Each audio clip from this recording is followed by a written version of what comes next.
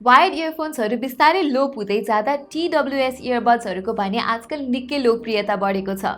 Simplicity त भइहाल्यो, तर त्यो तार गज्याङगुजुङ हुने समस्या पनि नहुने। TWS इयरबड्सहरू प्रयोग गर्नुको आफ्नै फाइदाहरू छन्।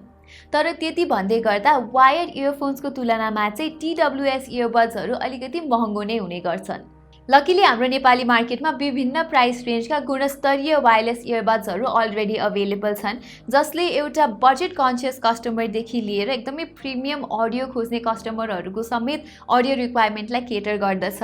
सो आजको यो भिडियोमा चाहिँ हामी नेपालमा पाइने बेस्ट वायरलेस इयरबड्सहरूको बारेमा कुरा गर्नेछौँ। Number 1, Redmi AirDots. हाम्रो लिस्टको पहिलो एन्ट्रीमा रहेको छ रेडमी एयरडट्स, जसको इन्टरनेसनल भ्यारिएन्टलाई चाहिँ me truly wireless earbuds basic भनेर पनि चिनिन्छ।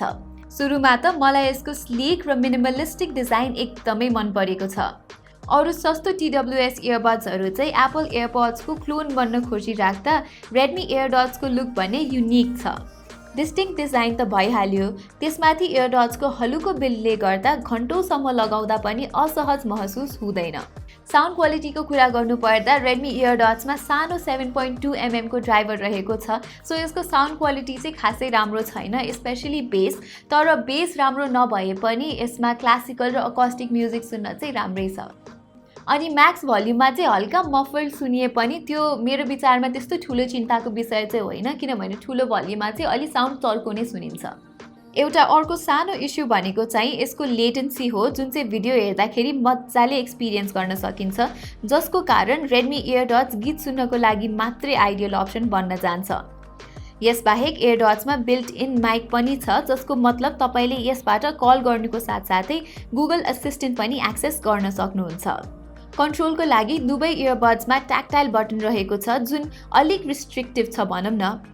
दुवै साइडको इयरफोनको फङ्सनालिटी पनि एउटै हुनु, भल्युम एडजस्टमेन्ट जस्तो बेसिक कन्ट्रोल पनि र यी बटनहरू अलिअलि चाहेभन्दा बढी नै सेन्सिटिभ भएकोले रेडमी एयरडट्सको कन्ट्रोलबाट हल्का फ्रस्ट्रेट चाहिँ भइन्छ है। अन्त्यमा ब्याट्रीको कुरा गर्नुपर्दा मोनो र स्टेरियो मोडमा युज गर्दा करिब 3 देखि 3.5 घन्टाको प्लेब्याक पाउन सकिन्छ। Number 2, accurate TWS HX03। अब कुरा गरौँ एक्युरेट TWS HX03 को।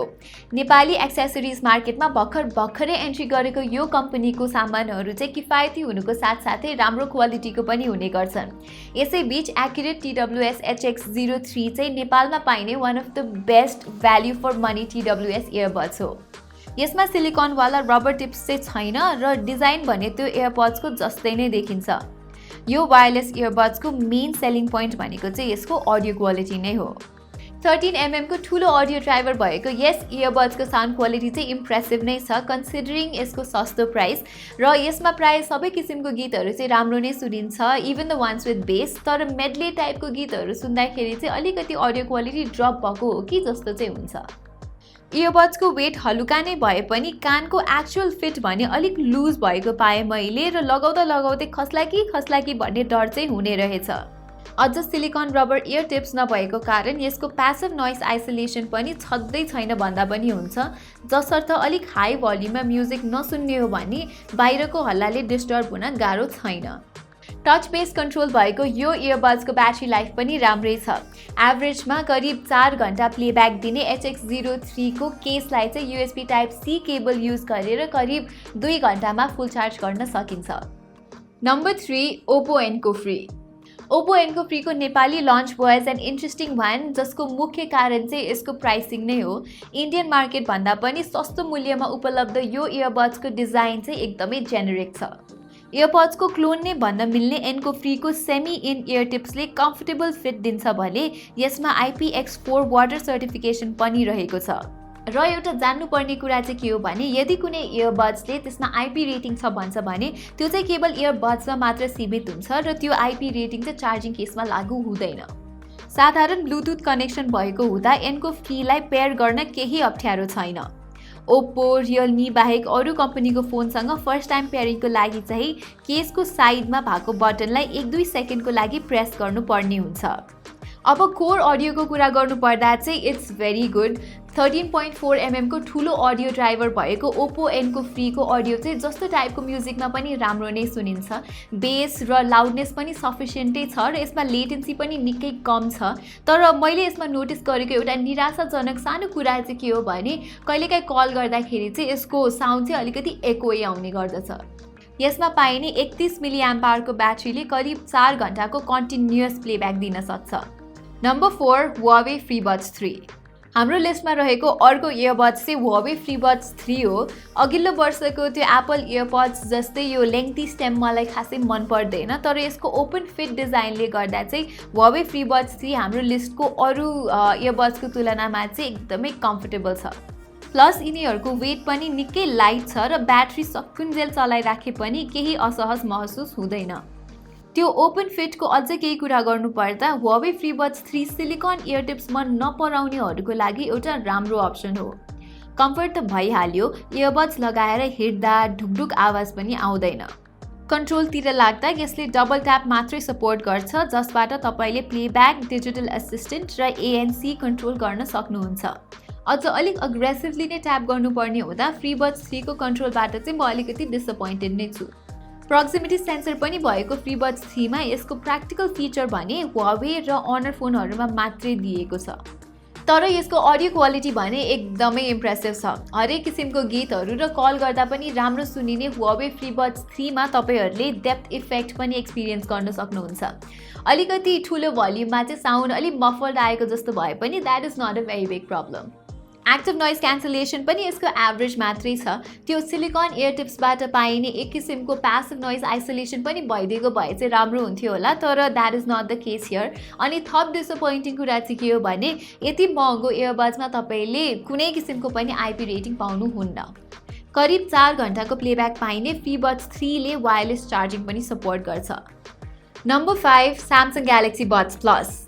स्यामसङको Galaxy Buds Plus एउटा इटरेटिभ अपग्रेड हो, जसको डिजाइन चाहिँ पहिलाको बड्स जस्तै एक्ज्याक्ट सेम भए पनि यसको स्पिकर र माइक पनि निकै इम्प्रुभ गरिएको छ।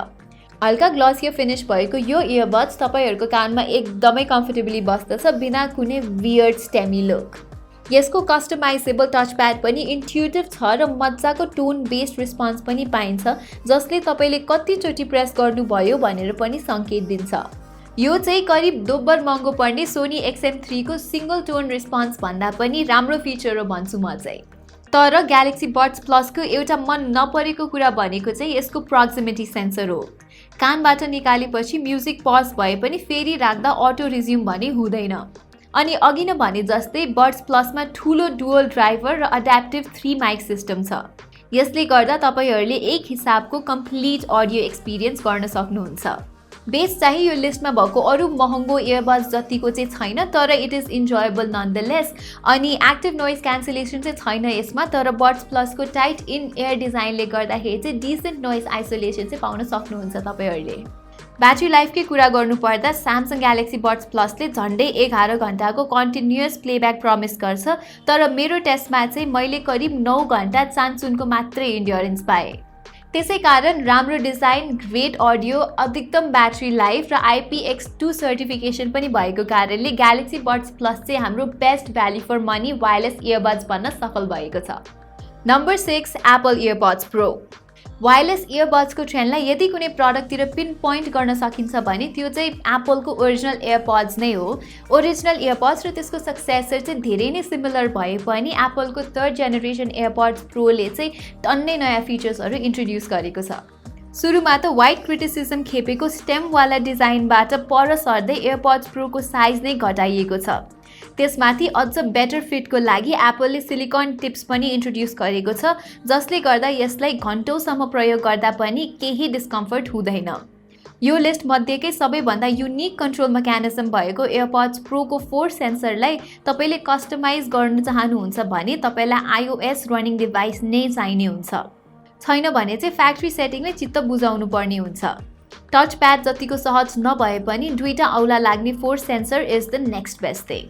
साउन्ड क्वालिटीतिर लाग्नु पर्दाखेरि चाहिँ मलाई योसँग कुनै पनि कम्प्लेन छैन। एउटा युनिक किसिमको डेप्थ सेन्सेसन दिने एप्पल इयरपड्स प्रोको अडियो रिप्रोडक्सन एकदमै राम्रो छ, चाहे त्यो अकोस्टिक म्युजिकमा होस् वा बेस हेभी म्युजिकमा नै।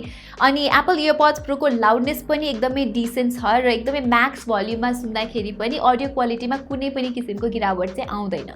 एयरपड्स प्रोबाट डेब्यू गरेको अर्को फिचर भनेको चाहिँ ANC हो, जुन चाहिँ एब्सोल्युटली इम्प्रेसिभ छ र यसमा नोइज कन्ट्रोलको दुईटा अप्सन पनि पाइन्छ, ANC अन र ट्रान्सपेरेन्सी मोड। ANC त भइहाल्यो, तर ट्रान्सपेरेन्सी मोडले चाहिँ तपाईँलाई आफ्नो वरिपरिको साउन्डहरू सुनाउने गर्दछ। यसको ANC को बारेमा चाहिँ अहिले एकछिनमा सोनी XM3 सँग कम्पेयर गरेर भन्छु है त। IPX4 वाटर रेसिस्टेन्स नि भएको यो इयरबड्सले ANC अन राख्दा करिब 4.5 घण्टाको कन्टिन्युअस प्लेब्याक प्रमिस गर्छ। नम्बर 7 सोनी WF-1000 XM3 र हाम्रो लिस्टको प्रथम श्रेणीमा रहन सफल भएको छ सोनीको XM3। नेपालमा उपलब्ध भएको दिनदेखि नै मेरो प्राइमेरी इयरफोन रहेको यो इयरफोनको डिजाइन चाहिँ मलाई एकदमै बोल्ड लाग्छ, तर अलिक लाइट वेट भइदिएको भए चाहिँ सुनमा सुगन्ध नै हुने थियो। यसको ट्राभल केस नै हेर्नुस् न, प्रति इयरबड 8.5 ग्रामको तौल भएको सोनी XM3 यो लिस्टको सबैभन्दा हलुको Huawei FreeBuds 3 भन्दा झन्डै दोब्बर भारी छ। मलाई चाहिँ केही दिनपछि बानी बसे पनि धेरैजनालाई यसको वेटको कारणले धेरै बेरसम्म प्रयोग गर्दाखेरि चाहिँ अलिकति अप्ठ्यारो हुन सक्छ। यसको ट्राई होल स्ट्रक्चर र सिलिकन इयर टिप्सले गर्दा यो इयरबड्स तपाईँको कानमा मजाले लक्ड इन भए पनि जगिङ, हेड ब्याङ्गिङ जस्तो एग्रेसिभ मुभमेन्टबाट चाहिँ कानबाट खस्न सक्छ। अझ अर्को डिसअपोइन्टिङ कुरा चाहिँ के हो भने यति महँगो इयरबड्समा कुनै किसिमको IP रेटिङ भने छँदै छैन। तर यति भन्दैमा यदि तपाईँलाई एब्सोल्युट बेस्ट अडियो क्वालिटी र इन्डस्ट्री लिडिङ नोइज क्यान्सलेसन चाहिएको छ भने सोनी XM3 को लेभलको अरू कुनै पनि इयरबड्स छैन। मलाई सबैभन्दा इम्प्रेसिभ लागेको चाहिँ यसको अविस्मरणीय डेप्थ सेन्सेसन हो, जसको सराउन्ड साउन्ड इफेक्ट चाहिँ अरू इयरबड्स भन्दा निकै राम्रो छ। यसमा हरेक किसिमको अडियो चाहिँ राम्रो सुनिन्छ, चाहे त्यो अकोस्टिक म्युजिक होस् वा हेभी बेस म्युजिक होस् वा यसको कल क्वालिटी नै सोनी XM3 ले कुनै पनि विषयमा कुनै पनि किसिमको कम्प्रोमाइज चाहिँ गर्दैन। इन्डस्ट्री लिडिङ नोइज क्यान्सलेसन भएको सोनी XM3 ले एयरपड्स प्रोको एक्टिभ नोइज क्यान्सलेसनलाई इजिली हराउँछ।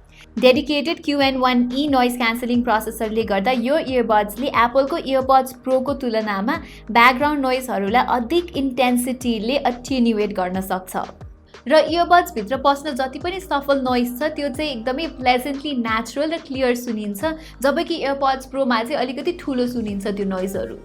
नोइज कन्ट्रोलकै कुरा गर्नुपर्दा XM3 मा 3 वटा मोड पाउनुहुन्छ, ANC अन, एम्बियन्ट अन र एम्बियन्ट अफ। पेयरिङको कुरा गर्नुपर्दाखेरि चाहिँ सोनी XM3 मा ब्लुटुथको साथसाथै NFC कनेक्सन पनि पाइन्छ र कन्ट्रोलको कुरा गर्नुपर्दाखेरि चाहिँ यसको टच प्याड पनि चलाउन सजिलो छ। फाइनली सोनीले अराउन्ड 6 घण्टाको ब्याट्री लाइफ प्रमिस गरे पनि मेरो युजमा भने मैले करिब 4.5 घण्टाको मात्र इन्ड्योरेन्स पाएँ। यसले वायरलेस चार्जिङ भने सपोर्ट चाहिँ गर्दैन। सो यही नै थियो नेपालमा पाइने विभिन्न प्राइस रेन्ज अनुसारको बेस्ट ट्रु वायरलेस इयरबड्सहरू। तपाईँ चाहिँ अहिले कुन चाहिँ वायरलेस इयरबड्स युज गरिरहनु भएको छ या कुन चाहिँ किन्ने विचारमा हुनुहुन्छ तल कमेन्ट सेक्सनमा लेखिदिनुहोस्। अनि यदि तपाईँलाई यो भिडियो हेल्पफुल लाग्छ भने यो भिडियो सेयर गरेर हामीलाई सब्सक्राइब गरी साइडको बेल आइकन पनि थिच्न नबिर्सिनु होला। यति भन्दै म प्रतिमालाई बिदा दिनुहोस्। धन्यवाद।